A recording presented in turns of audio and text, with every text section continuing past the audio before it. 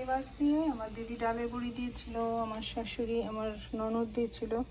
তো সেই ডালের বড়ি ভেজে তারপরে রুই মাছ দিয়ে, আর এখানে ফুলকপি, বেগুন, আলু এসব দিয়ে মাছের ঝোল করছি। তো মাছের তরকারিগুলো কষিয়ে খুব সামান্য তেল দিয়েছি, এরপরে মাছ দেবো, ডালের বড়ি দিয়ে দেবো, হয়ে গেলে ঝোল ফুটে উঠলে তারপরে ধনেপাতা আর কাঁচামরিচ দিয়ে নামাবো। এই হচ্ছে খুব সহজ সংক্ষেপে রান্না। তো আশা করি, জানি না, এটা আমার মা রান্না করতে খুব ধনেপাতা দিয়ে মাছের ঝোল সবজি দিয়ে। তো এই রেসিপিটা আসলে আমার মা দিদিমার কাছ থেকে পাওয়া। এটা খেতে খুব ভালো হয় এবং খুব হেলদি।